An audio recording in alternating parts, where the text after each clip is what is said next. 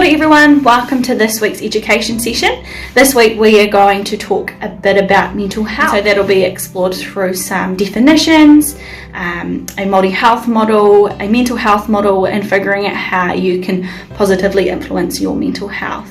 So we all have different experiences with mental health, and it is great to see today that in society mental health is discussed a bit more. But it is still seen as a bit of a taboo topic, and that's because it is so grey. So today hopefully we can make the grey seem a little bit more black and white. But if you do have any further questions, please don't hesitate to contact your physical health advisor. So to start off with, we just have a bit of a question for you. What is the first thing that comes to your mind when you hear the words mental health? So take a second, maybe jot something down, or just think about what comes to mind when you do hear those words. For some, it may be a diagnosis, so things such as anxiety, depression, bipolar, might bring about things like medication, the feeling of being discriminated against, the stigma around mental health, a feeling of being in a bit of a black hole and not knowing how to get out. Those are some of the words that I frequently hear when we do discuss this topic. But also there are positive words that come along with mental health. The idea that you can flourish, you can positively influence your mental well-being, and know that there is also support out there if you do feel like you need help. So it's really important to remember that there are those positive sides to mental health, the diagnosis side to mental health, and then the negative side to mental health. So there isn't any right or wrong answer to what you think mental health is. It is so important to remember your opinion on things and continue to reflect and grow those opinions. So just like we all have physical health, we all actually have mental health, and it's really important to remember that. With physical health, you can see someone's physical health most of the time, whereas when it comes to mental health, it is something that can't necessarily be seen. And just like our physical health can be positively influenced and negatively influenced, so can our mental health. And a really great way to try and explore it a bit further is through a Māori health model called Te Whare Tapa Whā, which was created by Sir Mason Dury. Some of you may know the model, some of you may not, but just a bit of a brief overview of what it is. It is a Māori health model that represents a whare or a house, and so there are 5 pillars. So you've got the bottom pillar, which is the whenua or the foundation, and so that it kind of explores like your family history and your ancestry, those roots that connect you to where you are and connect you to your health as well. And so another pillar is taha whānau, which is your social health, and so those are the relationships that you have with people, the people around you in your home, your friendships at work, wherever, and they're really important to our health. Next is taha tinana, which is our physical health, as we've just discussed before, and so that's a lot easier to see, I suppose, and so that can encompass things like illness. It can encompass things like the way you move your body, what you put into your body, your physical appearance, and so on. Then there is taha wairua, which is our spiritual health, and so that encompasses things like your values, your attitudes, your beliefs, your culture, and your religion. And then finally you've got taha hinenaro, so that encompasses your mental and emotional health, which is what we are talking about today. And so the whole idea of Te Whare Tapa Whā is to show that the whare being your health and well-being, and so when all 5 pillars are working really well, then our health is being impacted positively. If one of those pillars is taking a bit of a hit, then it does have a huge impact on the rest of the pillars. Just like if one wall in a whare is damaged, then it's going to impact the strength and structure of that whare or house. So yeah, that's kind of the gist of Te Whare Tapa Whā, and so it is so important to continue to remember that there is so much more to our health than just our physical health, and that our mental health has a whole pillar, and so we need to continue to look after our mental health just like we look after our physical health, as I said before.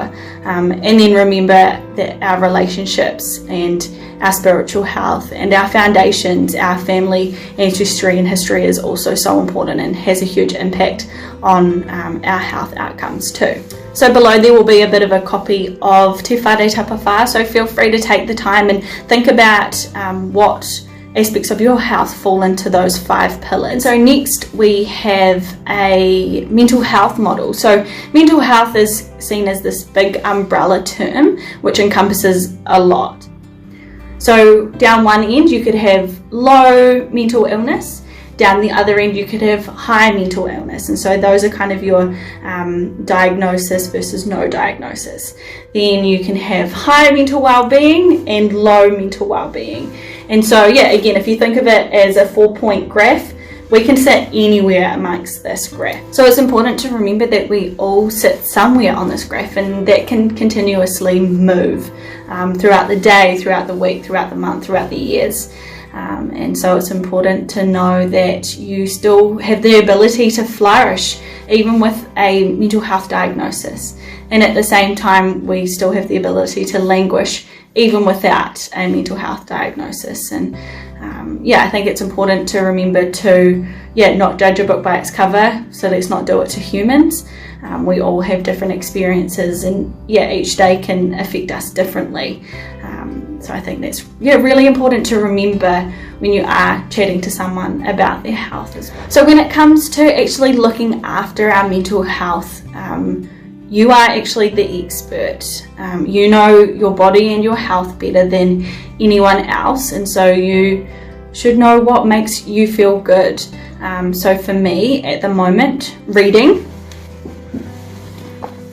a book is actually making me feel really good and helping me take a bit of time to stop and reflect and look after me and put some time aside for me as well. I find that's been really helpful and has positively influenced my mental health. So take the time now to think about just one thing that helps you look after you at the moment. That could range from animals. I know my dog also helps me look after me too. It could be music, it could be getting outside in nature, it could be connecting with people. It looks different for everyone, but just choose one thing that helps you look after you, and maybe over the next week try and focus on including that into your day-to-day life, just to help you positively influence your mental health. All those examples may sound kind of familiar. You may have come across the 5 ways to wellbeing, and that was something that was introduced following on from the earthquakes by the All Right campaign. So there are 5 different ways that we can look after our mental well-being that have been researched. So the first one is to give. So give your time, give a smile, give a compliment. Then you've got be active. So just like the name of this program, being active, getting out and about, moving your body in a way that you enjoy, joining us for our online sessions, joining in community sessions. Then we've got take notice, so that's slowing down and stopping to smell the roses. Sometimes I feel like we're always on autopilot. If we're driving somewhere, sometimes we forget how we actually got there. So it's taking that time to slow down and reflect and take everything in. So that could be using a mindfulness app, getting out in some fresh air, just taking that time out to slow down and do something for you. Then we've got keep learning. I think this is something that we all should continue to do. Once we've finished school, it's so important to continue to learn, whether that's doing things like a crossword in the newspaper, listening to a podcast, listening to your children or your grandchildren, keeping that mind active. And finally, the last one is connect. So connecting with nature, connecting with people, whatever that connection kind of looks like for you. It's so important to see if we can try and encompass at least one of these 5 ways to wellbeing into our day. So I challenge you to try one of the 5 ways to wellbeing, one that you may not feel so comfortable or confident with, and see if you can figure out how you can incorporate that into your week. So hopefully that session has been helpful for you. Hopefully it's made mental health seem a little bit more black and white. We'll have the copies of Te Whare Tapawhā the mental health model, and the 5 ways to wellbeing down below. But yeah, I challenge you to take that extra bit of time to focus on looking after your mental health over the next week, and would love to hear what you are doing to help you look after you.